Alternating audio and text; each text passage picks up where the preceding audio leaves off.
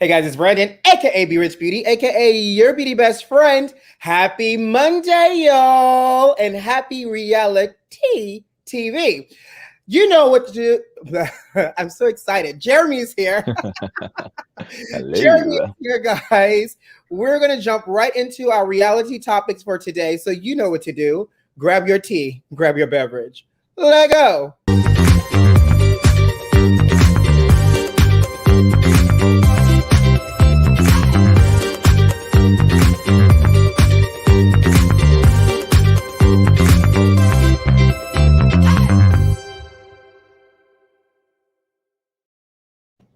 Jeremy. Hello. Brandon. We're so far away from each other today. I know. I got really, I think I got kind of used to you being so close for our reality conversation. I know. We got to make that happen more often in the future. So I had fun last week with you live and in person in the studio, in the house. Right. In the house. Literally, in my house. Right, in your house. Jeremy, how's your Labor Day? I'm going pretty good, very restful. First of all, thank you for everybody that sent y'all prayers up to little black baby Jesus for my ID and my debit card, because a whole week later, somebody DM me, found it in the sand on the beach. He may not come when you want him, but he'll be there right on time. Yes, thank y'all. Won't he do it? And just, can I add to this story for those of you that know? Jeremy lost his ID when we were at the beach last week on Monday. And so he got his passport overnighted to me, but it's still, we missed a cutoff. So therefore he left on Wednesday. His passport did not arrive till Wednesday. So he was traveling dirty, y'all. Okay. And then literally yesterday, Jeremy sends me a text message and was like, oh my God, look at God. Like somebody literally DM'd him, photo of his ID, credit card, and his room key. And I was like, Jeremy, I'm actually heading to the beach right now. Right, but that's crazy, right? I will grab your stuff and I will mail it all together for you. So to your point, look at God. Yes. Now y'all next prayer is to pray that Brandon get to the FedEx office. I went today. It was closed because of the labor of the day of the holidays. You're right. Don't try me. I went today, okay? Speaking of the labor of the day, can we jump right into it? Let's talk do it. Real Housewives of Beverly Hills and the labor of love that Kathy Hilton put into for that doggone dinner party. Oh my God, beautiful. Jeremy, that dinner party was everything that my hopes and dreams of being just wealthy looks like. Oh my God, yes. It was so opulent. I was literally about to open my mouth and say the house of opulence. Exactly what it was. Absolutely. Right. Okay, so let's talk about the opulence. First of all, Kathy has a whole staff that literally waits on her. Right. She had a whole butler who's from France. Right. And her butlers wore white gloves. Whole white gloves. Whole white gloves. And that gave me very much like, does this look clean to you, Christina? Does it? Little mommy dears for y'all. We understand. Jesus Christ. I slave. And there's wire hangers. Anyways, do you think Kathy goes through with her own white glove to make sure things are clean? Oh yeah, we saw a little bit of that. Kathy is not playing. She want to make sure that the silver is polished, the crystal is clean. She want to make sure all of this is together and ready. So listen, Kathy is not playing. She's doing the tests. She said that I polish my own silver and I clean my crystals. When she got over to Kyle's house, she says, I've been working to get everything ready. I polished the silver. And I was like, I don't blame you, sugar, because that thing has to be. She has baccarat candle holders. Okay. That's crazy. I mean, money. Real money too. Yes. Not like that Hollywood money. No. She got that long, but you have to have real money if you lived at the Waldorf Astoria. Right.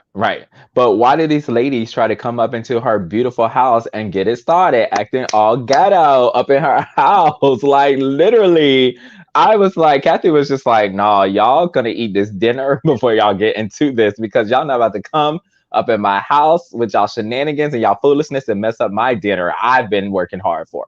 So that, you know what that tells me is the ghetto goes anywhere, including 90210 Beverly Hills. Oh yes. Yes. Ghetto is an energy, not a race, not anything else. It's an energy. It's an energy. Ghetto is an energy. That's the theme for today's video. Ghetto is an energy. Let the church say amen. Caviar pie. Oh. I have never had caviar pie before, but now I want to try some caviar pie because Kathy served those kids caviar pie to start with. I'm going to let you go ahead and do that, okay? Yeah. I'm good without that. So now you don't eat fish eggs? Yeah, no comment. All right. So what about when Sutton tries to confront Erica? And try to clear the air. And Erica was not here for it at all. She told her, you need to shut the F up talking to me and all of this. And Sutton, one thing I can give Sutton is that she's been holding her own this season. She's not been afraid to say what she's wants to say, even in the midst of everybody else not supporting her and backing up, even if they have similar feelings. But I mean, it's just like, please don't talk to me like that. And Erica's like, or what? What are you going to do? What are you going? I'm like, did she not watch Potomac? That's what you're going to drag me, Monique? Yeah. She should have channeled up that spirit. Right. She wanted to channel Monique's spirit, or what? She needed to. Right. She needed to. And Sutton knows not to engage. Sutton was like, or nothing, Erica. Like, I'm not doing this with you. No, listen. But here's where I'm a little upset, right? Because Sutton had the offline conversation with Kyle talking to her house, and Sutton was like, X, Y, and Z, I feel this. Obviously, I will say this to them. And then we know that the previous episodes, all the girls had the conversation when they called the den mother meeting, and all the hands came together to try to decide what to do. And everybody had an opinion, including Dorit. And now you have yourself at a table, and know what? Everybody's mum's the word.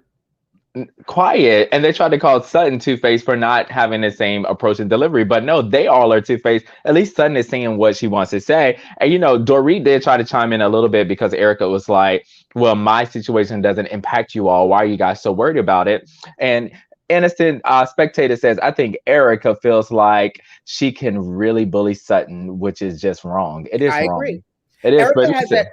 But here's the thing. Erica has a strong demeanor, that very exterior hard shell, and her voice is also really authoritative when she wants it to be. So absolutely, she tries to throw that around to bully, and Sutton's like, I'm not here for it. Not here for it at all. And Dorit says to Erica, she was like, listen, it does affect us because anytime an article is written, our names are listed right along there because it's like the cast of Beverly Hills Housewives, and we could possibly be subpoenaed, which is what's happening to Lisa Rinna right now. Right. And they're just asking for clarity from her.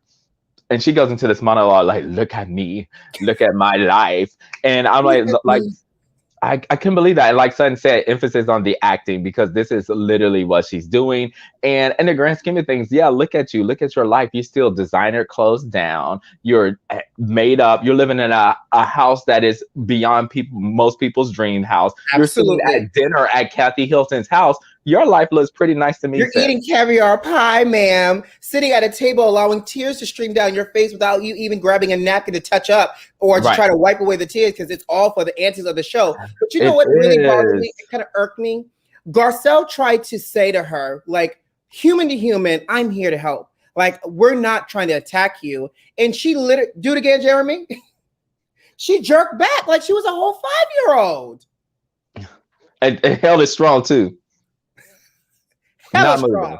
She was ducking and dodging what is that sci-fi movie with Keanu Reeves? Oh, The Matrix. Yeah, ducking and dodging like The Matrix. Oh my gosh. I couldn't believe it. That was a whole new level of everything. And so, I mean, I just don't understand. And Dorit is just saying, what about these victims here? We need to think about the victims. The victims are the ones that are impacted by all of this. And, Erica's like, well, how do you think I feel about the situation? And the answer is, we don't know, because you've never once at all talked about the victims at all.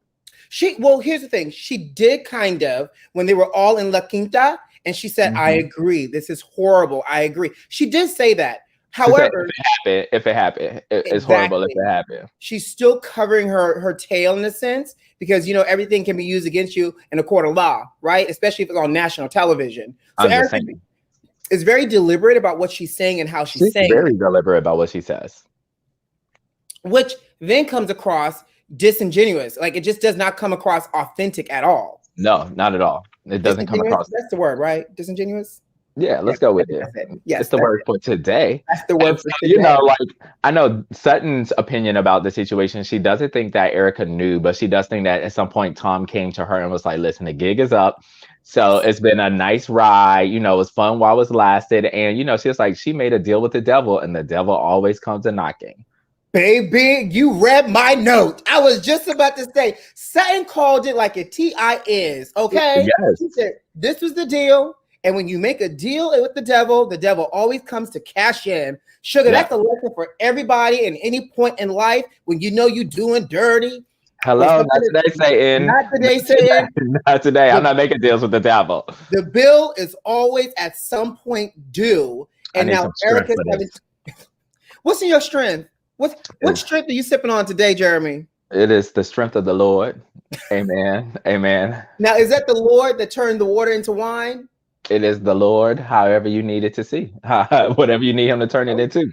All so right. Listen, but it's just, it's just an interesting situation. And so I wish these women, it'll be interesting to see how this continues to unfold as it goes on. Jeremy, have you ever had quail eggs? That was also on the menu. I wrote down everything on that menu, Sugar. You did?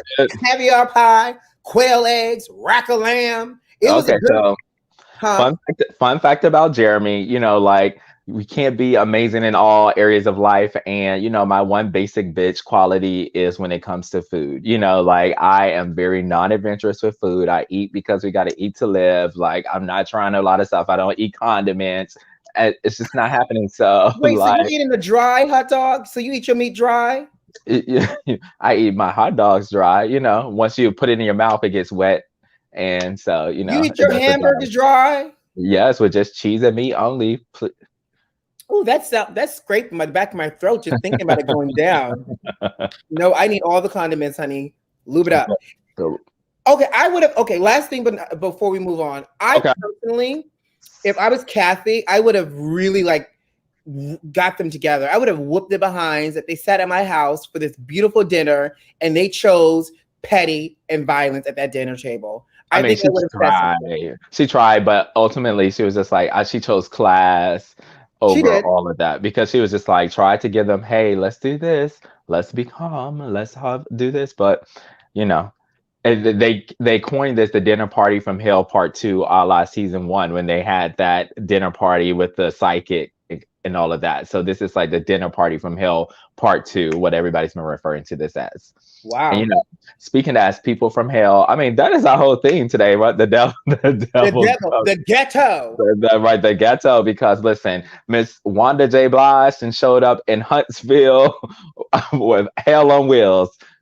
Right. I need some strength before we talk about Miss Wanda, because I need a little Be Rich beauty juice before we talk about Miss Wanda. Oh my God. And this episode was called RHOP. Wanda ain't playing. Right. But I was thinking wild ass Wanda, but that's why. Right. Wanda ain't playing, and she was not here to play with y'all this episode. So it opens up where we left off last time, her trying to convince Melody that she should give Marcel a second chance, and Melody's like, no, I'm not giving him a second chance. And why would I give him a second chance?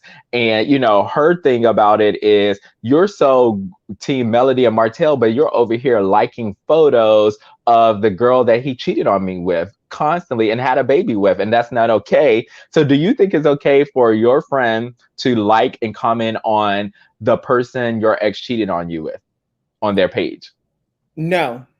Yeah, no, it's not okay. No, not if you're going to just sit in my face and say oh my God, I love you and I love you. Y'all need to figure this out. No, that's petty. It's messy. Yeah. It's messy. And Innocent Spectator said Wanda is too much. I agree, because Wanda is messy boots. Yeah. And Wanda not only is messy, but Wanda knows the mess that she's doing. Oh yeah, she takes delight and joy in it. She is happy. She is so happy about it. And she's I love what Melody said. She said, I wish some of these older women would stop encouraging these younger women to stay in these toxic relationships when it's making us really killing us on the inside. But like back then women had to stay with men because that was the only choice they had. They couldn't work, they couldn't do all of this. But now women can be independent, throw your hands up at me. And so they don't have to take all of this stuff anymore, right? Yes. So, I mean, they don't have to take this anymore. And, Melody, she's beautiful, she's smart, she's talented, she's a boss bitch. She can have any guy that she wants. And she's a singer now, too. Yeah, the side chick award. Side chick award. Okay. To each his own. So, where I have issues with Wanda, or as you say, Wanda J. Blige, is the fact that to me, should be a clear separation between her inserting herself into the friend's business. Like, they say, don't put yourself in grown folks' business. Obviously, she's grown. To me, Wanda is too old to be playing these juvenile games with these 30 and 40-year-olds. You're playing the games as if you're playing the game along with your daughter. And your daughter is not even as petty and messy as you. So there's an issue here. Like, fall back, sis. You can have your opinion about your daughter and your son-in-law and all these other things. But as it relates to this group of love and marriage huntsmen and this cast of friends, you're not friends with them. Yeah, you're a cherry on the top, but you're not the actual meat and potatoes of this. So fall back. This is all a game to Miss Wanda. She knows that this is TV. I'm just gonna laugh at it and be crazy, and we love her for it because other than that, like it's gonna get started if she walks on the scene. She cashing her checks so she can buy more synthetic wigs. Now, here's what I just saw. Wanda is yeah, she is. She will mind everybody's business. But I saw this, and this says Kimmy was wrong for arguing with Wanda. I don't think Kimmy was wrong at all. Because in my opinion, Wanda wants to stir the pot. Kimmy is saying, I'm going to cook and I'm going to take control of my kitchen. And what you're not about to do is come in my house and create a disaster and disruption. And nobody checks Wanda, not even her daughter. And we're going to talk about that a little bit later as well. But I don't think Kimmy was wrong. Do I feel like Kimmy got really passionate? Yes. But how we saw this coming. Yeah, and just kind of like Wendy on Potomac with Giselle. Sometimes you got to check a bitch because they get too far out of line, and you need to let them know, listen, you are way out of bounds, and we need to pull you right on back because this is not okay. This is crazy. And even Wanda was saying that her Melody and the other girl was sister wives, so they might as well learn to live together. And you are the Be Rich beauty, so I have a few questions. Did you like her interview look? We got the long hair interview. Wanda's? Yes. Did I like the color? Yes. Do I like the length of the hair? No. And here's my personal opinion. I feel like as women, get wiser in age, shorter hair has a tendency to complement the face better. Okay. And longer hair, I feel like has a tendency to make you look older than what you really are. Gotcha. So, I love Wanda, no matter with her wigs being synthetic or not, allegedly. I like Wanda in shorter hair because it looks more youthful on her. Okay. When she wore that longer wig, I was like, sis, you look like a sister wife yourself. Right. Yeah. No. Now, another thing we saw that was really interesting interview look wise was Tiffany and Destiny had this huge like makeup mascara all the way up to their eyebrows. And is that the new thing that's in? I mean, should I be doing this now? Or like, should I run it? That how my face should be next episode? I want to be on trend. Let me know. You're calling that a trend? I don't know. I saw two people in the same episode with makeup like that. So, I mean, usually these reality stars are the current, so I want to make sure I'm current. And I'm coming to the beauty bestie to find out. Okay. That's probably what that meant is Destiny and Mel probably share makeup artists and they got, the green special for the day. Okay. Notice, so don't come next week like that. It's not for me. So I actually like when they did a close up on Destiny, I like the vibrancy of the green. It's all about placement for me. And the placement was a little high. Yeah, Destiny. I didn't mind the color. The color was fine. It was just like, whoa. I know. Yeah. I felt like just it was like, ooh, there's a Lucky Charm here. Let's rub the shamrock. It was just lots of green. And don't get me wrong, I love a good olive. You know, I'm wearing that against my melanated skin. But listen, beautiful. Can we talk about the guys? So you know what I thought was interesting? The guys went in on Martell, and if I was the girl, the side chick that Martell cheated on, they said if you love her, don't get a paternity test. Do you love her? And Tiffany's husband, the new guy, what is his name? Lewis was like, well, do you love her? And Martell was shucking and jiving, ducking and dodging that question like he does everything else. If I was that side chick who's now the main chick and got a new baby with Martell, and listen, I would be upset. I'd be like, oh, so you can't tell me you love me? Yeah, I mean, the side chick is always going to be the side chick. It's very rare that the side chick becomes like the main person because people are using it for an escape, a reason to some escapism. So when they become available, the thrill is gone because what is the point there? What's the point anymore? So okay, wait a minute. Was Alicia Keys the side chick? Listen, you're gonna always lose in some situation, and in Alicia Keys' situation, she didn't lose the man, but she lost the voice, and she became Alicia off keys moving forward. And so it's always a losing game, people. It's always a losing game. That's how you feel? That's what I know.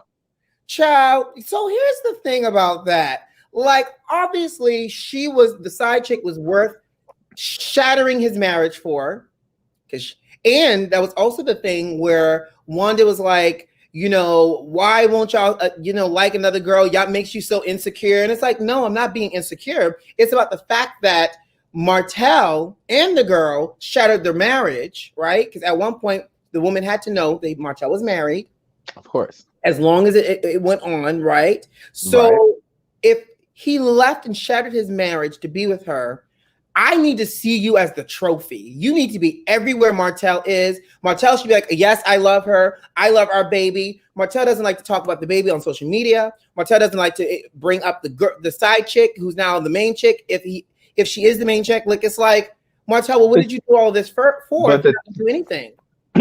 One of the reasons why Melody and Martell worked really well together, they both were on the same page about appearances. Appearances meant everything, whether it was reality or not. How we appear to people is more important than how things are. And that's why they were able to last so long as the power couple, the power duo, because they were able to set aside their feelings for one another because the thought of how people viewed them was more important than what working on their relationship was. So for Martell, it's the same different thing. This woman here is a stain on his reputation. So why am I going to bring this stain around me everywhere? Because it's just going to further, I'm trying to move forward with my life and say, you know what, I can pick up and do this. Having this woman on my arm is just a reminder to me and everyone else of what I did to lose what I had.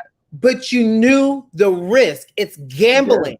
With gambling, it's a 50-50 chance. 50% chance you're going to win, 50% chance you're going to lose. You knew the risk. So you risked it all. And they had this ongoing off-again relationship for 3+ years. Five. Yeah, Wanda was trying to do that math. But yeah, so I think what Martell thought for the longest time was that Melody was not going to leave. And so I don't think she was going to leave until the baby became in play. And that was her absolutely, like Wendy Williams. No, that's the last straw for me. So. Well, I thought it was quite interesting. If I was a side chick, I would definitely have words from Martell once he got back to the house. And when he came to pick up the baby for his weekend, he would hear, as soon as I saw the episode, I would have just called him child. But, you know, that's me being Patty Betty. Right. And, so Wanda goes over to Teisha's house to download her of all the stuff that happened at this party. And, one thing first of all, have to give Teisha, like, props, claps for. This is the first time ever that she has checked Miss Wanda and did it multiple times throughout the situation. But listen, she never did it before. So whether it's barely or not, like, this was a huge step of her. And she said it multiple times. This is not okay. Stop saying this. I don't like you saying this. You need to stay out of the business. All of this stuff. Like and it didn't work. Miss Wanda didn't care. She's still gonna say what she's gonna say. I don't understand why Wanda always tries to physically fight Marcel. Like, this is your daughter's husband, and this is your son-in-law. And you literally try to, let me go ahead and pull my shirt straps up, honey, because I think I'm going to have to fight today. Because this is all comical to her. I guarantee you, as soon as the camera's cut, Miss Wanda's having a good ass laugh at all of this. Miss Wanda is watching this at home, dying laughing at herself right her now. Church group talking about, y'all see that? I told y'all I was gonna get Marcel together. Right. Like Monique's husband, mom was like, I did check that up. I agree. And I think what Teisha did really well, Teisha said, every time you do something like this, it blows up my world, which impacts me as your child and your daughter. So you're not just acting unilaterally here. You're acting almost like a proxy to me because you're my mother. And every time you come here, it becomes disastrous. And I'm left picking up the pieces. So what do you think is going to happen next? Do you think, Teisha's going to at some point give Wanda an ultimatum? I don't think right now, but I think if Teisha does continue to go to that therapy individually, she'll learn to be more vocal in what she wants and what she needs and set boundaries. Like, listen, you can't come over here. I love you to the ends of the earth, but you cannot come over here if you're about to try to blow up my world. Period. Like, it's not okay. I don't appreciate that. And it spectator said, I was glad to see Teisha stand up for herself and for her husband. Yes, exactly. It was a great sight to see. And finally, Miss Wanda was talking about what she was saying about Melody and Marcel and how Destiny was running after her. And she was just like, did Melody have bananas? Because Destiny was running after her like a monkey. And I was like, come on, sis. And the fact that she over embellished what Kimmy said to her as well. She did. The whole hand slapping on the table. Kimmy did. And I get it. Like, obviously, you're like, why Kimmy should not have argued with her. But Kimmy had every right to say what she needed to say, because Wanda was trying to insinuate that Kimmy goes around not defending Teisha, talking all this other mess and defending Melody to a blind loyalty. And when Kimmy tried to hold Wanda's feet to the fire, Wanda could not deliver. That's how I know Wanda is literally doing this for literally the giggles of it all. Right. And, the thing about it as well, too, is, it was really interesting when it came to Melody and Destiny. Teisha's like, oh, don't say that. I like them. But then when she started talking about Kimmy, she took delight in it. She was like, what'd she say about you? Mm-hmm. What? I can't believe that. So, I mean, she still has a lot of resentment towards Kimmy that is unjustified. And, Wanda brought up the Marcel bringing Melody the champagne for Black.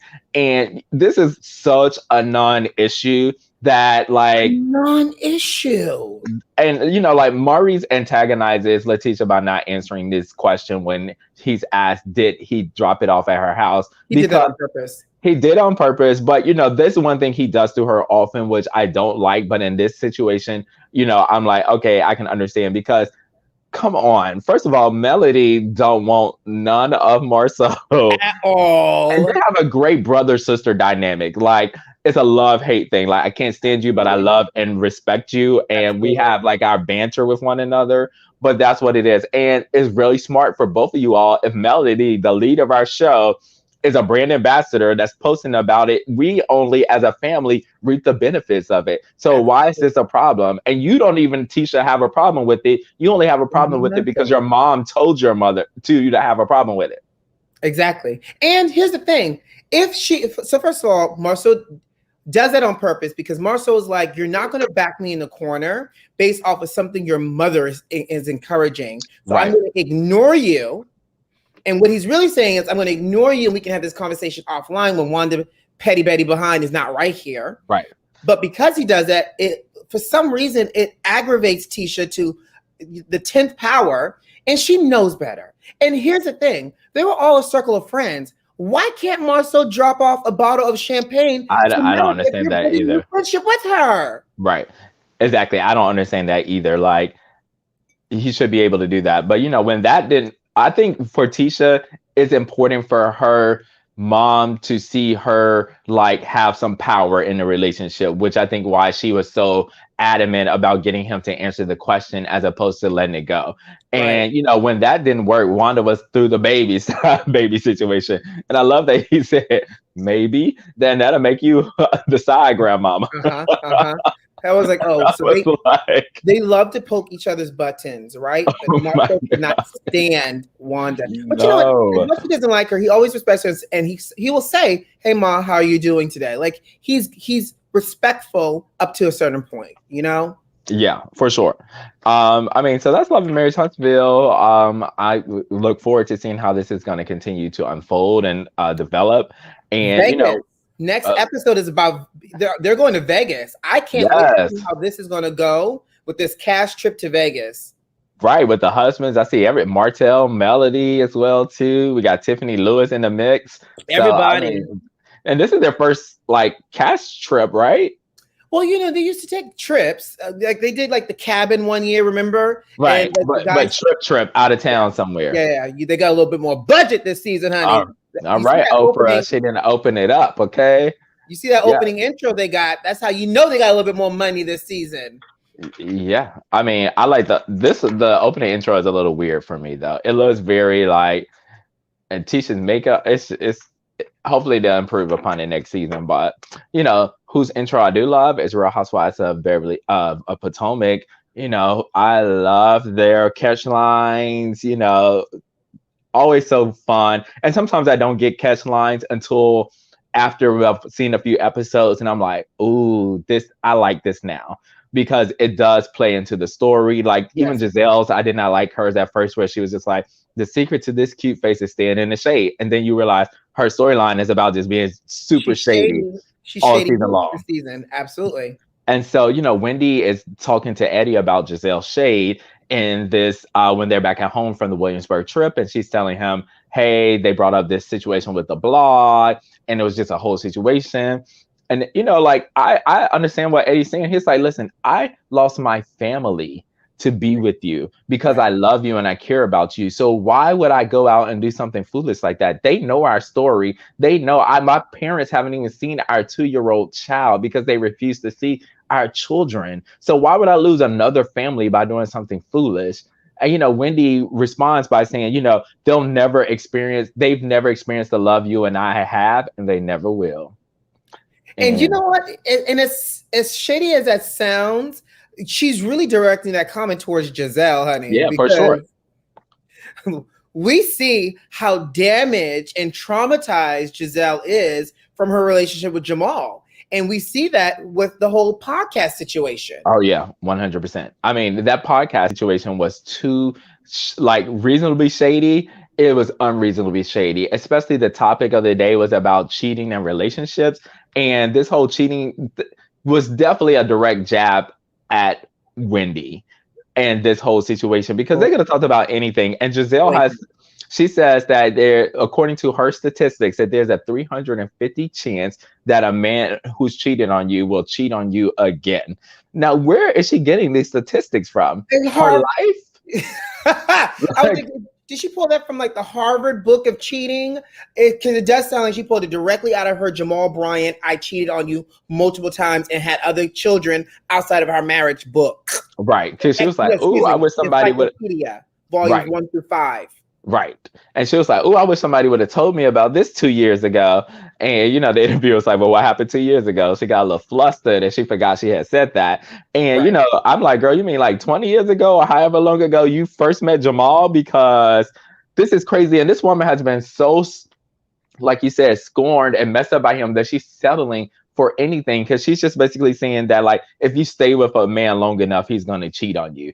And so that's, Is that real? Let's talk about that real quick. Let's have a real quick conversation. Everybody that's watching, is that real? If you stay in a relationship, marriage, committed, whatever, long enough, is cheating supposed to happen? Because that just sounds unhealthy to me to even have that mentality. Right. No, I don't agree with that at all. I don't think that is an inevitable situation there. And what's she say here? It's Giselle's fault that she's lost because she keeps going back for more disrespect. For sure. 100%. Once you know the devil that you tangle with, honey, he doesn't change his colors. He may change his clothes, but he doesn't change his colors. That part right there. And so Yeah, so I don't think that that is an inevitable case. I think it does happen in a lot in relationships because of a variety of different situations, but I don't think it's an inevitable case. And I think people who go into them with that mentality are settling for less. And Dominique said, not at all. Amen to that. Exactly. Because I was going to say, the hopeless romantic in me would hope that despite how long we've been together, you're not going to cheat because we're in it together, right? Right. We're in it to win it. And like Wendy said, we're in it together and people will never know the type of love we have. So I think that's a cop-out. The fact that, and you know that Giselle has PTSD because she said, well, you know, if it's a one-time thing or if it's a side chick, it's okay. I'm willing to forgive it. And Robin was like, okay. Like, right. She's like, no. Right. She's like, Wanda and I have been through that already. And we now understand how to get over that hump. So for Giselle for that to be the first thing out of her mouth tells me, sis, Jamal Bryant did a whole number on you. So instead of having this shady baity podcast, sis, go to therapy. Yes, right. And stop digging in other people's lives. Like Candice said, she's so scorned that she keeps trying to project it in other people's relationship. Anytime she sees a happy relationship, she tries to go after it. She tries to go after Candice and Chris, Karen and Ray, Wendy and Eddie, and all the list goes on and on and on. And it's just like, we are not you. We are so sorry. Like Karen said, if you would just admit that you're hurting, we would wrap our arms around you. But instead, you're trying to said that, yes. Yeah, but you're trying to cause all hell on earth. And it's just like, not today, Satan, not today. Giselle has to put together a rationale to make it through the disrespect. Yes, innocent spectator. She gotta put it. Yeah, sometimes you gotta lie to yourself to get through.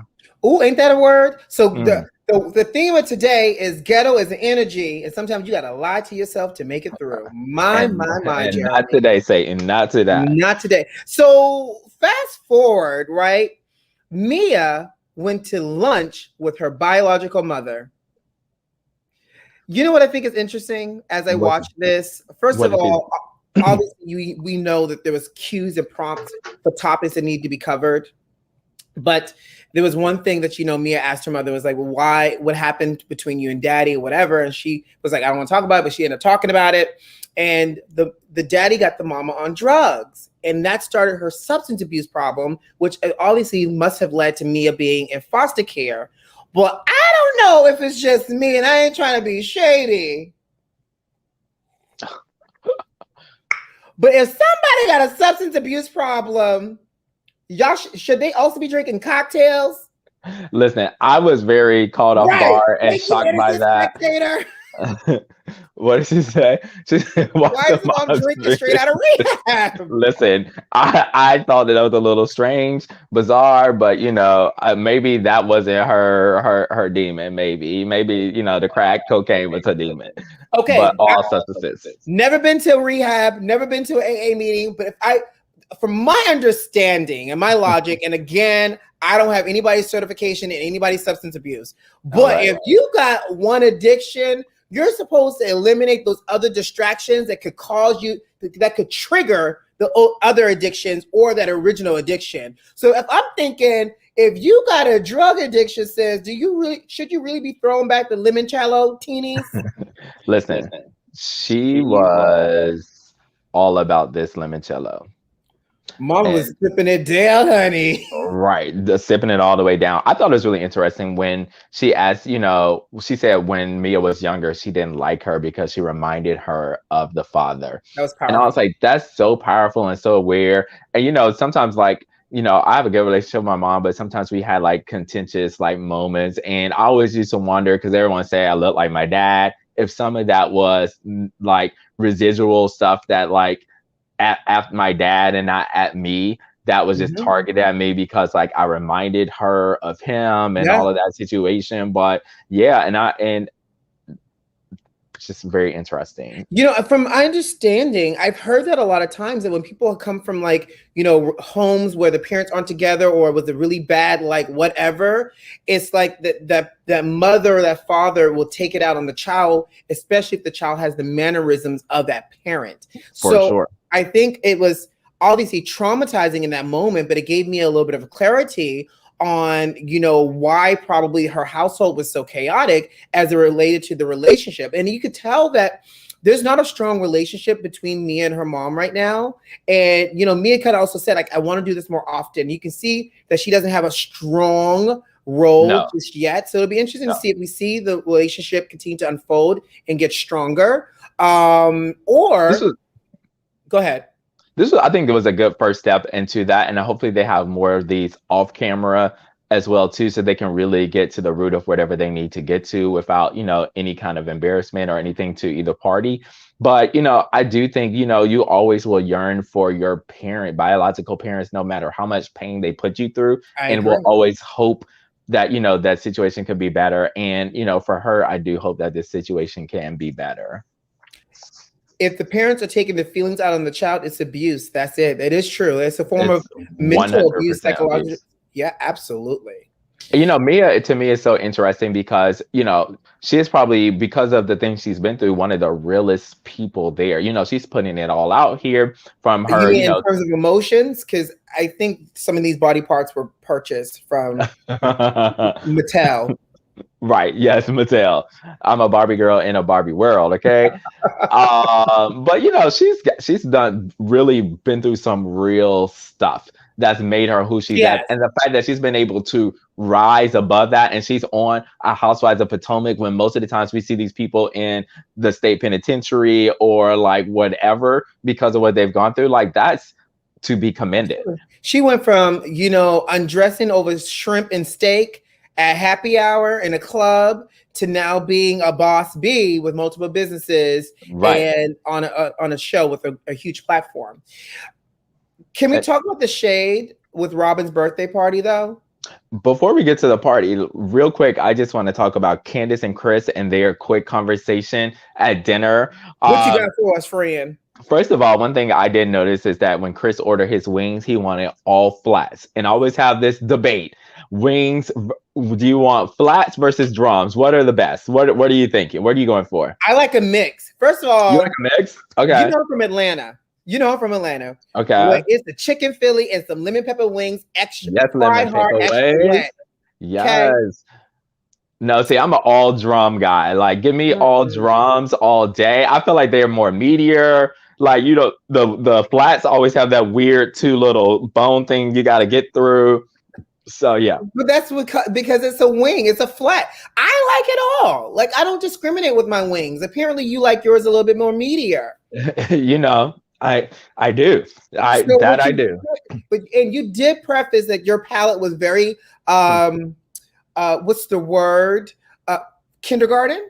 Oh, not kindergarten though. Okay, can I get at least 5th grade, 6th grade, middle school? I mean, honey, you eat your meat dry. Oh, you know. Well, listen. Anyways, you know, first of all, I don't want to talk to you like Candice be talking to Chris right now, but she be talking to him real crazy, like. Candice does something crazy. I'm just like, this relationship is not going to be able to sustain itself if they keep talking to each other. If she keeps talking to him like this. But, you know, I think so here's what we don't see. I think they have their balance. Like, Candice is very headstrong, and Candice, I think she knows what she can say up to a certain point before she realizes, oh, I can't cross this line, because Chris will, like, I will hurt him and I'm not trying to.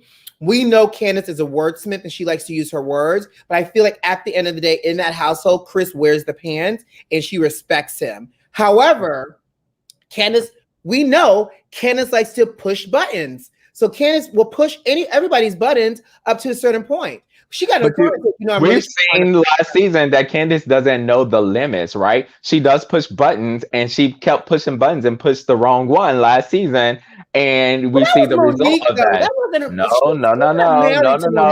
No, boo. It doesn't matter. You cannot push buttons at people. That's not healthy. When you have a problem with someone, you have to talk it out. You can't say you're going to curse your partner out, do all of this. That's not productive and healthy. How are you tearing down somebody supposed to ultimately build them back up? No. So is it productive that Chris walked away?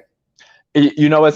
Sometimes you have to walk away from the situation. Maybe he should have communicated, being like, hey, I need to walk away for a second and we can have this conversation a little later, but he did need to excuse himself from the situation because it was becoming a volatile situation. It was impacting him. And so, yeah, I think for him, that was the best thing that could have happened. But now let's talk about this birthday brunch because we're running out of time. So, okay.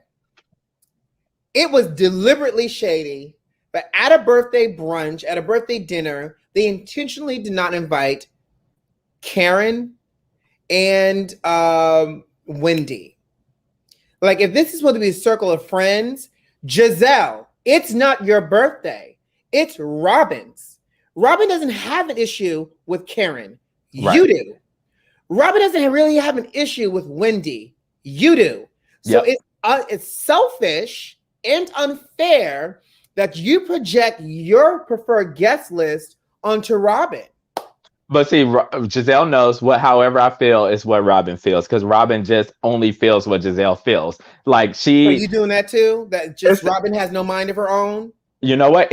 When has she shown us otherwise? Even the last episode, she said, do we have a problem with Ashley? Asking Giselle if she had to have a problem with Ashley. Why does Giselle have to do that? It says everybody looked a mess at their birthday dinner, and it's a spectator. Listen. So, you know, it's interesting because... and that was right down the street from my house, FYI. I've go to that restaurant from time to time. But yeah, I can really how the oysters, the oysters looked amazing. Oh, you don't eat the oysters. Never mind, child. I know better. Right. Anyway, so... really quickly, I actually did not hate what Giselle wore. I could have done without the choker. Her hair looked nice. Her makeup was nice. The shirt. She did look really pretty. She did. I thought she looked really pretty. Giselle actually looked really pretty. Ascala always serves. Ascala looked great. Not Wendy. Mia, she just did her own makeup that day, Connie. But you know, Mia's outfit wasn't horrible. Ashley is what I have issues with, and I'm trying to be understanding because I know Ashley just has a newborn. We gotta give her a pass. Girl, are you wearing athleisure? It looks like athleisure. When women when they just had a baby, they're trying to first of all just survive, because like she said, she's having to feed this baby every hour on the hour. And you know, like we didn't even get a chance to really talk about that session with the thing, but like she's struggling right now, and women have so much pressure for their bodies to go back into a certain kind of way. I agree. That, you know, like we just gotta give her a pass. Like And I'm not taking away that Ashley's mothering and she's recovering, but let's just talk about her hair alone. Because she had used a little bit of edge control. All of it is a pass. Now, if we have to look at the situation, right? Is her hair always like this? No. So now we look at the situation. Okay, she's got a situation going on with the baby. So we give people an excuse. No, I am team was right. So my thing is, if her hair was always just crazy before, then we could go in on it. But the fact that we know she's dealing with some stuff, we gotta give people a pass sometimes. If you're gonna come in and you're gonna drop bombs over Baghdad and start stuff, then you need to come looking cute. And I agree with the innocent spectator here. She says she shows up just to drop bombs. Girl, sis, show up, drop the bombs, but do your hair. Okay. You know what? And on that note, I want to see. Wait, are you wrapping it up?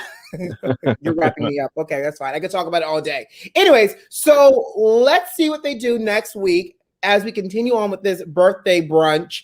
And Karen is also planning her vow renewal, so I can't wait to see how that's going to happen as well. Right. Hey, Camille 100, my love, how are you? Thanks for watching. Jeremy, are you ready? I'm ready. All right, guys. Thanks for watching, guys. You know what to do. Subscribe to the channel if you like your video if you like, and leave us a comment. We'll see you next Monday with all the reality for Housewives of Potomac, Housewives of Beverly Hills, and Love and Marriage Huntsville. Oh, by the way, we have a new one we have to start adding to the show. We have to watch Housewives of Salt Lake City because it premieres tomorrow. If I'm not mistaken. Or is it tomorrow? I thought Sunday. It is. It's the 12th. You're right. Yeah. So, comes out right after Potomac. Queen Sugar plays tomorrow. I got excited. That's Queen Sugar. Charlie Bordelon. Ralph Angel. My. All right, guys. Who loves you? I do. See you next time. Bye.